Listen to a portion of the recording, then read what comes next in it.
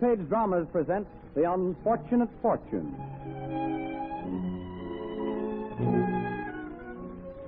This week's Front-Page drama, The Unfortunate Fortune, is a radio dramatization of She Spent Her Fortune to Win a Man Who Hated Money. A true life story to be found in next Sunday's issue of The American Weekly, the magazine with the greatest circulation in the world, which comes to you at no extra cost as part of your Hearst Sunday newspaper. There's an old cry among gamblers that runs, somebody loses, somebody wins. But when Zuleika Latif, a young typist, won the Turkish State Lottery prize worth $150,000, she won and lost at the same time. Sounds a little contradictory, doesn't it? But it's a fact. And here's how Zuleika won a fortune but lost the man she loved. Let's look in at a little cafe in the modern capital of Istanbul, Turkey. It's a warm spring evening, and Zuleika Latif has finished her day's work as a typist and is meeting the young man she's engaged to marry. He is a pleasant, hard-working young engineer named Mustafa Izzet. Everything has been set for their marriage for quite a long while. But in Turkey, business conditions are much the same as they are here in America, somewhat unsettled.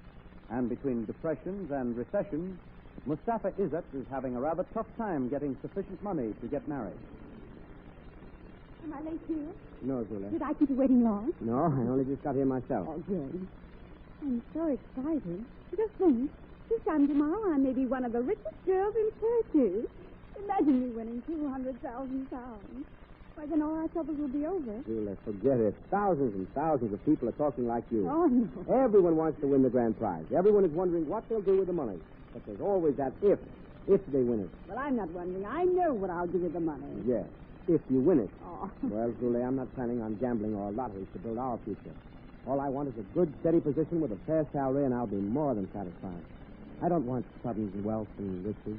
I want something permanent and substantial so that we can have a nice little home, children, and contentment. Those are the riches I want. Of course, dear, and so do I. But don't you see we can have everything we plan for with £200,000? If you win it. Then I've always said that easy money like that seldom brings much happiness.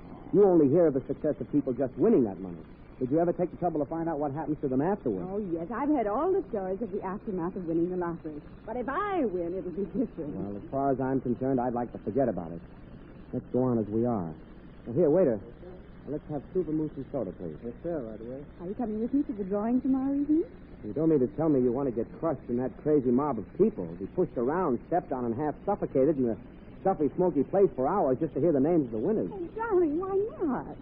Think of the thrill if my name is called, and if I was there to get the grand prize. No, darling, try to be sensible. You know you're not going to win. Why suffer all that discomfort and inconvenience? Well, then you won't go with me? No, Julie. I'd rather take a nice walk along the waterfront or sit in the park or anything but go to that crazy lottery drawing. All right, then. We won't go, Mustafa. Maybe we can stay home and listen to it over the radio. How about that? All right, we'll compromise on that.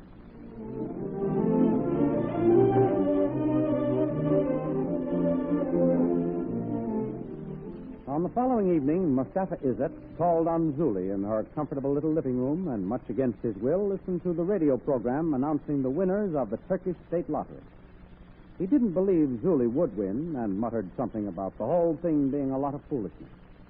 After the preliminaries came the long-awaited announcement. And now we bring you the news you've all been waiting for. The name of the winner of the grand prize in the spring edition of the State Lottery. The lucky citizen who will be awarded the £200,000. The judges have certified the selection of the winning voucher, and it is now being handed to a page who will bring it to me. Attention, please. I have in my hand the winning voucher. The number is 7527437.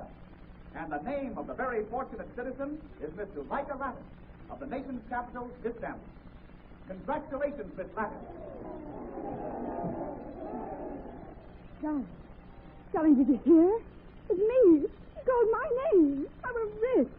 £200,000. Oh, our troubles are over. £200,000. Darling, think of it. Oh, what's the matter, dear?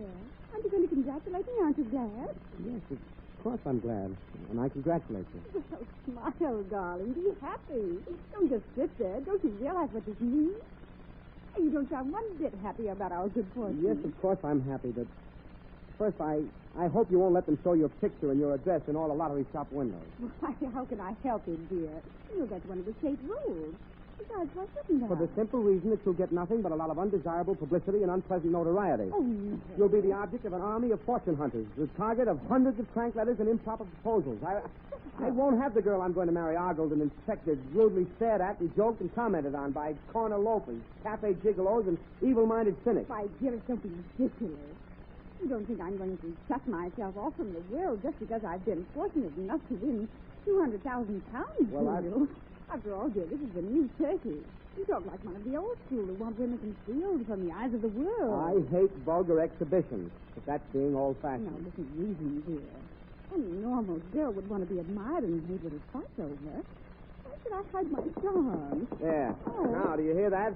Now it's starting. Newspapermen, cameramen, they'll be in here, shouting, mauling, and pushing, talking and taking vulgar pictures. If you let them in, I'm going Don't home. be silly, dear. I've got to let them in. Please can't help me. I won't be a party to such hysterical vulgarity. If they come in, I'm going out. That's final. Well, all right. You made the choice. But please call me tomorrow when the excitement dies down. But the excitement didn't die down. All the next day, little Julie was besieged. She was the center of attraction in the Turkish capital.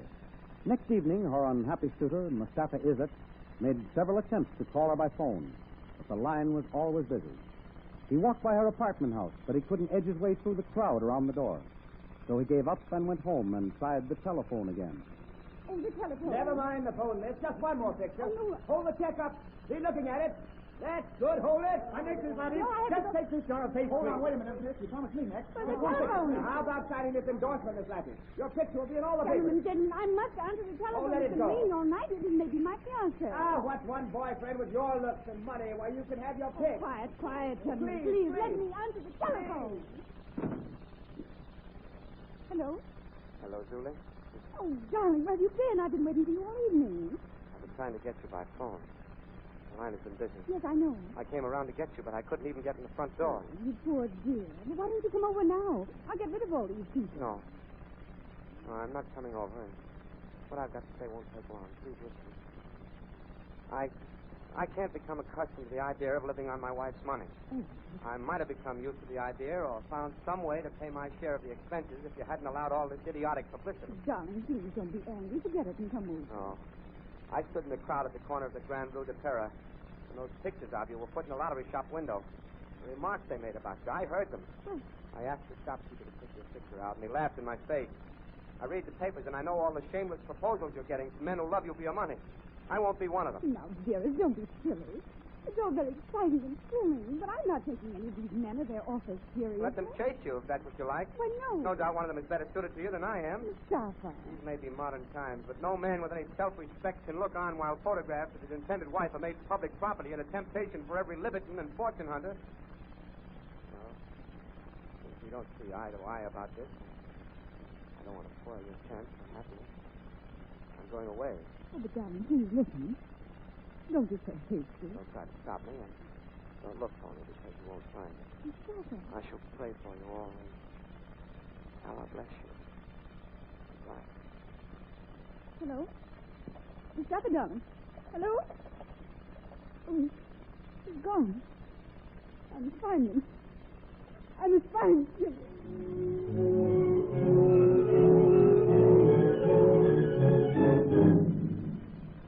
Julie ran to the house where Izzet lived, but he was gone. Left no address. His office, his friends, nobody knew what had happened to him. The distracted girl notified the papers and the police, but that made matters worse. The papers played up the story and brought no result except that her fan mail became heavier. The more she sought her fiancé, the more others tried to win her. She ignored them all, and to find her lost love, she spent freely the money through which she had lost him.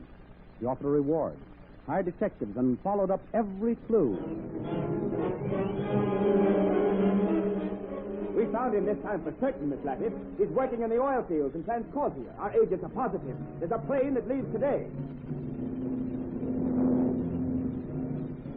No, no. No, that's not the man. Here's the telegram. Our agents checked with the chief of police. There can't be any mistake, miss. He's there in Athens. Get the boat. Hurry. Don't forget my fees. Thank you.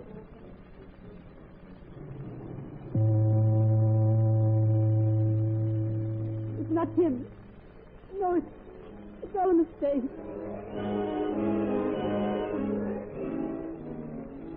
That's him, all right. An engineer, you say. That's this chap, quiet, secretive. And the very image of your sweetheart. The identification is positive. The Orient Express leaves tonight. Bucharest. Oh, no. Why did you bring me all this distance and then shatter all my hopes? No, it isn't Mustafa. That's just it, miss. Where you least expect to find them, that's where they are. Under your very nose, you might say.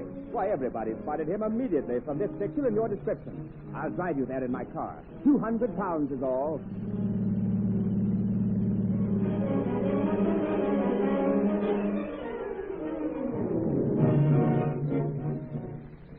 After 18 months of fruitless searching, Julie boarded a steamer at Alexandria, Egypt for her home. She was broken in heart, spirit, and fortune. Standing at the rail, watching the African shore fade into the blue horizon. Finally, she turned to go into her cabin when... Julie. Mustafa. Oh, darling. Oh, my dear. At last I found you. Oh, but what are you doing here, Julie, in Egypt? So far from home. I just finished my last journey searching for you. Ever since you left me that night, over a year and a half ago, I never gave up the search. I traveled everywhere. I spent all my money, always searching, but never finding you. Where have you been, dear? I, in the remotest mountain regions of Abyssinia, completely out of touch with the outside world. I've been developing the mines there, and I've done well. Made a modest fortune. I arrived in Alexandria just in time to catch this boat. I was on my way to find you, hoping against hope that you were still free and in love with me. I always have been, and always will be, dear. Forever and ever.